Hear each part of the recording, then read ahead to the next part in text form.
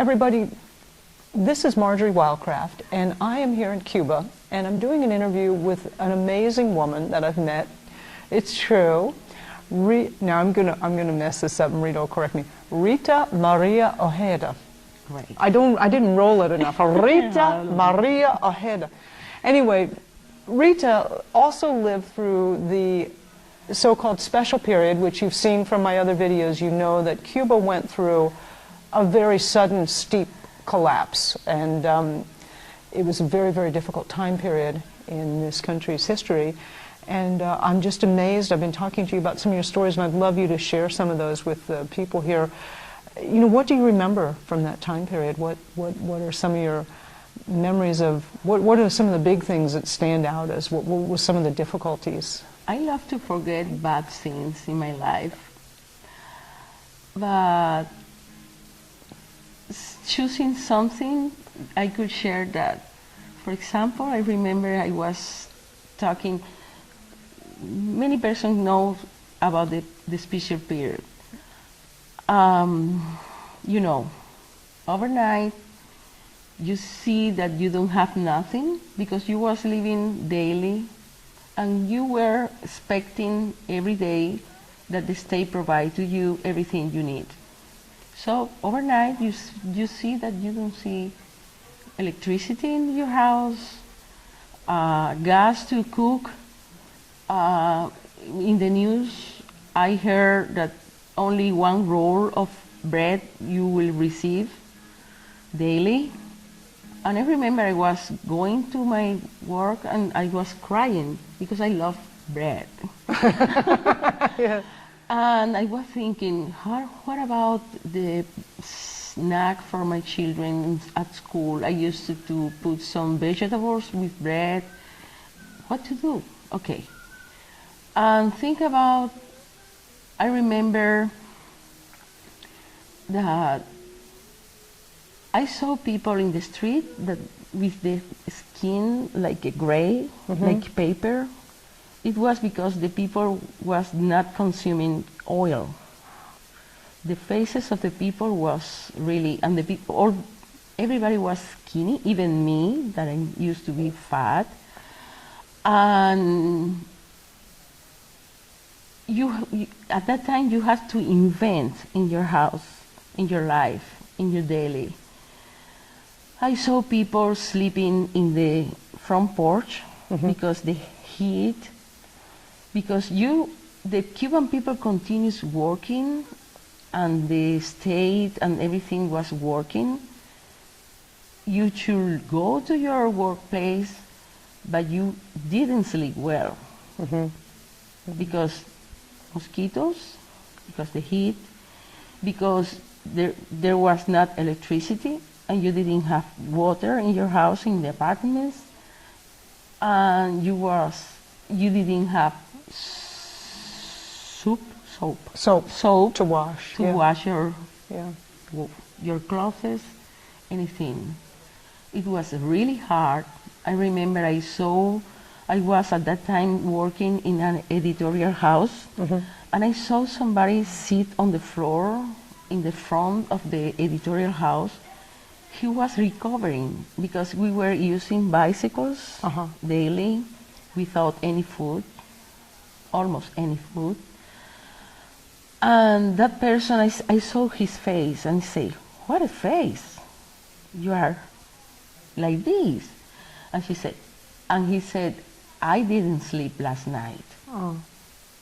Why? Because mosquitoes, because everything. But the people were inventing, and that is because I saw people sleeping in the front porch, people sleeping in the top of the buildings. Because of the cool air. Because it's cooler, it's more fresh, the air around in the top of the buildings better. So many people that I've interviewed have said that the day-to-day thing was the food, that there was not any food, and that was one of the hardest. It was the hardest thing. But I remember I saw people in the street with some weird tying the shoes. because all the shoes of the people were broken. Oh, uh-huh. And I saw children only carrying brown sugar as a snack in the school. I remember people that were really dirty because we were using at the beginning to wash the clothes salt. It was a method that we were using at that time, and the state provides. Somebody was searching, and the state realized that some researching center recommend to use agave. You know, agave. As a soap, yeah, the root of the agave can be used as a soap. As a soap. And I remember one day I was talking with one of my neighbors, and one of my children came to me and said, "Mom, I need to take a shower, but we don't have soup."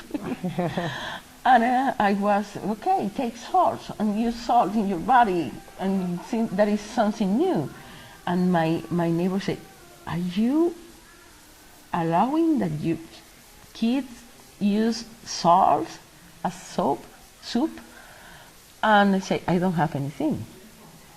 And because she was receiving remittances from the United States from her relative. Oh, from Miami. She was receiving this, and she gave me one. I said, "Okay, party, enjoy." Have a bar of soap. And we were using salt to wash, to clean the teeth. I remember once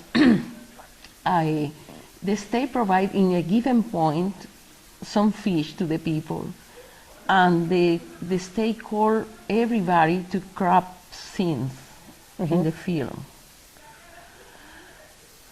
as a state, and they provide vegetables to the people, and there were a lot of vegetables in the corners, and the people were raising animals in the house, and they feed the animals just with vegetables, and the animals were skinny, having this kind of diet. I remember I was raising chickens, and the chickens have the belly like this, but they were skinny. They were eating and eating, and they never feel... Because they aren't getting the protein that they... Exactly. Yeah. So people were raising chickens and pigs inside... I raised pigs in my house, even without condition. I raised 2. And I saw my children...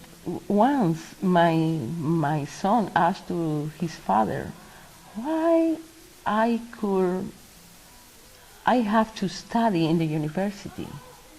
You are a doctor in science, you are a professor of the university, my mother is an engineer, she is an editor, and you don't have nothing." And that is something that you should keep in your life. You don't only study for economical reasons. You have to give to the people to feed the soul, to feed the spirit. The answer was that, more or less. And even I remember now, once I make croquettes. Croquettes. Nuggets. Nuggets? When you ground meat, some kind of meat, and you prepare a mass and you fry. Huh, okay. You mean like meatballs? Or? We call croquetas in Spanish. Okay. Croquettes, nuggets. Yeah.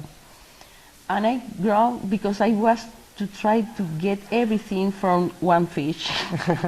And I cut the head, and I boil the head, and I ground everything, and I make this in order to feed, real feed, to nourish, to give all the protein, everything to my children. How was that as a parent? You had 3 children? Is it 2. 2, and they were young at that time. They were about 11 and 8 or 9. we had this question from my son, and I remember that I used to carry my children because we had only 4 hours of electricity a day. And there was a time in which we have feed blackout some certain days in the week. And what I did at that time was to take my children and go to another area where there was not blackout. And at that time, the state provide many cultural options to the people. And there were many people doing theater, dancing, performance, etc. And I used to carry my people to those places. So the government was trying to help the morale of the people by offering events. Yes. And I appreciate the special period because the special period gave us the opportunity to open our skills, to provide because we were receiving everything from the socialist countries. Fuel, many pesticides in the agriculture. We were consuming a lot of antibiotics. And after that, because we didn't have, we changed our way. And we started using homeopathic products, floral therapy, for first time, I think. Herbs, and all kind of holistic medicine in our life for first time. And we started using more and more. We were using, but we started really using biological controls in agriculture. The people started having and practicing permaculture, having some crops in the front gardens, not flowers, something to eat. Something to eat, yes. And we were different. Now we are more efficient. You use things more, you don't waste. Exactly. Yeah. We waste less. So what were some of the things that you did specifically to really try to keep your children, try to keep the family going and keeping your community together? And you've talked to me about some of the things. I remember two main things, that some people still now, they are adults now, remember. I used to gather friends, neighbors, and family with the children, and we used to go to the old section of the city. In that moment, it was not in the good condition that are now, but they were providing cultural activities. And I call the people and say, whatever you have in your house, bring it. And all the Saturdays, we used to go to that area, and we were bringing, I remember I was carrying in my bag, I was wearing pretty, let's say, fancy. And I was carrying a plastic bag with ice and water and some lemonade. And the other person maybe was bringing soup. Soup or some kind of tea, herbs, whatever. And we shared together. Yeah, just a picnic. And we were the program every Saturday was going to a concert, walk through the Malecon of Havana, that is the wall, the seafront, cross the bay in a small boat, and the children who were smaller, younger, they were running and playing in the park, and we were chatting and sharing and always trying to do something. And I remember when we have a blackout. We were always trying to make everything really fast in order to have real free time. And it was an opportunity to gather everybody in the families, around the table. Mm-hmm. And we were using a lot of table games, not computers. I love computers too. Using tables games, playing guitar. I remember once I decided to make a fire in the top of my building, and there were about 8 people around, friends and neighbors. And I used to say, for example, one day I say, let's sing all the songs we know about the moon. And everybody start singing and singing, but the fire, the wood were exploding. Oh no! And the neighbors were complaining, hey, what is going on there? But we were trying to keep our spirit alive in good conditions. And I remember once I was talking with my children, because I was seeing that the situation was really bad. Even when I was trying to improve everything, and I was not able to provide everything they need. And I remember I say one day, please sit down here, let's talk a little bit. And I say, I will explain you the life of the butterfly. The beginning is a worm that eat and eat in order to develop and to grow, to grow. And the second stage is the cocoon. And in that moment, the butterfly there is not any movement. The butterfly doesn't eat anything, don't desire anything, but the next stage is the butterfly. I promise, I don't know how, I promise that one day you will fly and you will have all the colors of the butterfly in your body, in your life. And until now, they remember this anecdote. Mm-hmm.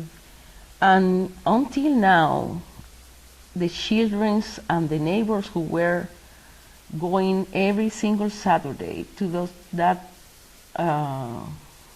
trip or tour that I used to do, they remember that with good memories. Mm-hmm. So even when you have really bad moments in your life, you have to keep the better points in your life. I think it's my way. Just to keep.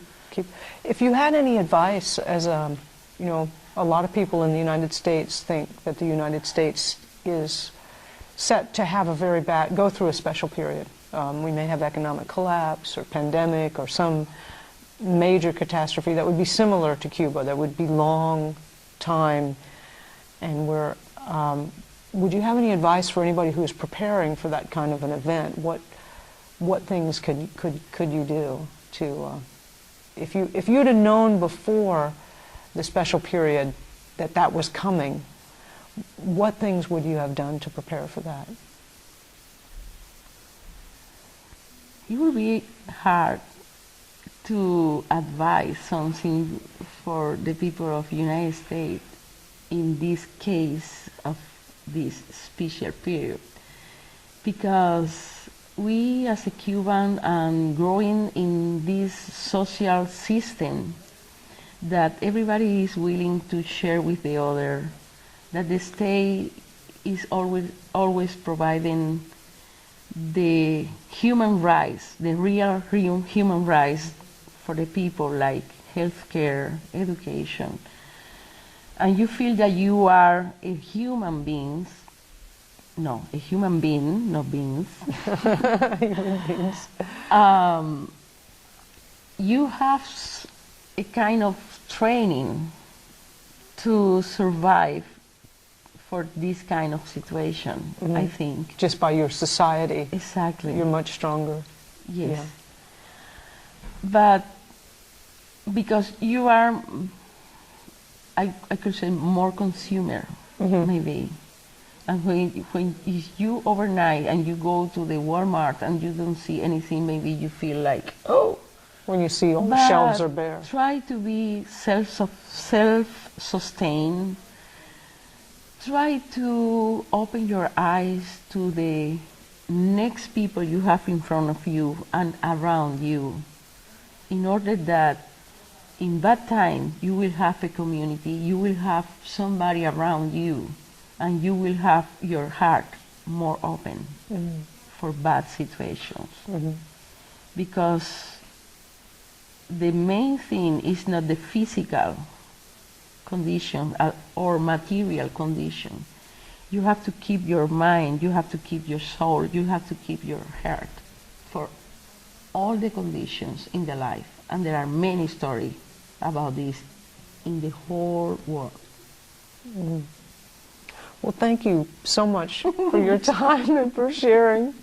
I've been spending the last week with Rita, and she's been showing me around Cuba and taking me. The reason I'm here for this trip is Cuba basically went to organic, sustainable agriculture overnight because they no longer could get the oil or the chemicals.